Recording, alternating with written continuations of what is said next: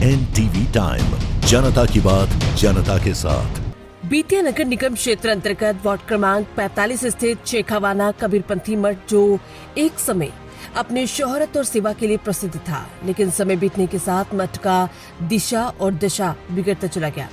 आज इस जर्जर स्थिति में पड़ा हुआ है। कृष्णानंद भगत ने कबीर जयंती के अवसर पर पूजा अर्चना के बाद बताया कि 1742 ईस्वी में स्थापित ये मठ, जहां बड़े बड़े ओहदा वाले लोग इस मठ में आकर सत्संग किया करते थे।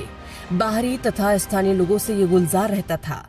लोग अपनी समस्याओं को लेकर आते थे, लेकिन आज ये अपेक्षा का शिकार बना हुआ है। समय के साथ इसका विकास नहीं हो सका। बहुत सारे लोग मठ की जमीन को धोखे से हथिया लिए, जो मठ के विकास में बहुत बड़ा कारण बना। कृष्णानंद भगत बरसों से इस मठ के मठाधीश हैं, जो अपने अथक परिश्रम कर इस मठ के अस्तित्व को बचाए हुए हैं। NTV टाइम के लिए विनय कुमार की रिपोर्ट। शेखावाना मठ कबीरपंथी ये स्थापित कब हुआ? 1742 में स्थापित हुआ। किसने स्थापित किया? महंत गुरु बकस उन्हीं के परंपरा आ रहा है। उनके पहले हम 11 महंत 10 महंत बीत चुके हैं। 11वां में हम चला रहे हैं। 11 में हम आपका सुनना है। कृष्णानंद मठ में क्या क्या होता है? मठ में कबीर साहब के जो मूल ग्रंथ है उसको पाठ होता है। वेद के निचोड़ बीजक है।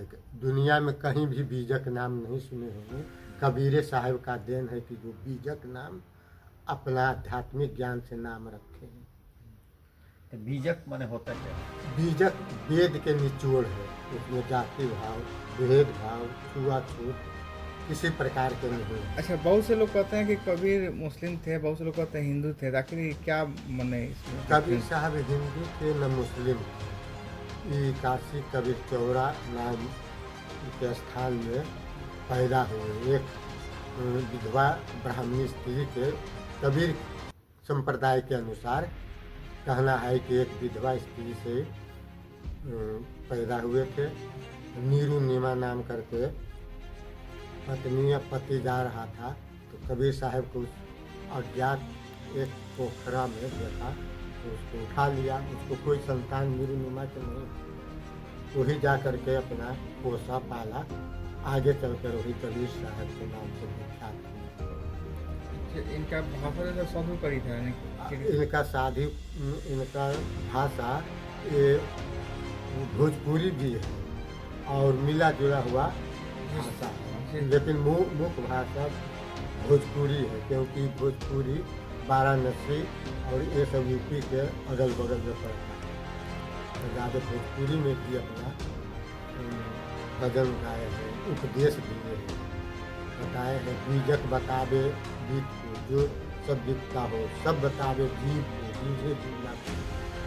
जो बीजक रूप, जो गुप्त रूप को धन प्रकट करावे, उसको बीजक कहते हैं। हम लोग को जो शरीर रूपी भीतर आत्मा में मूल आत्मा है, वो शब्द के द्वारा, बीजक के द्वारा बताया जाता है। उसी को कबीर साहब कहते हैं कि पत्थर पूजे हरी मिली तो मैं तुझे कहा, ताकि घर चक्की भली पीस खाए संसार। संसार के लोग को बताए हैं कि अरे दुनिया से पूजा पाठ करने से कुछ नहीं होगा। अपना माता पिता है उसको मुख्य सेवा करो, नहीं तो पत्थर भी पूजा करते हैं तो उससे अच्छा शक्ति है, उसको पूजो कि जो दुनिया को संसार को पीस के भरण पोषण होता है। कबीर साहब सत्य के सत्य, झूठ के झूठ कहे हैं। कबीर साहब ऐसे थे कि कहते हैं चुम्बक लोहे प्रीत है, लोहे लेत सटाए, ऐसे सतगुरु कबीर के पल से लेत छोड़ाए। कबीर जैसे लोहा चुम्बक को सटा लेता है, उसी कबीर साहब के जो मूल शब्द है, मनुष्य को शब्द के द्वारा, चुम्बक के द्वारा, शब्द के द्वारा उसके अनुकरण करता है। कहते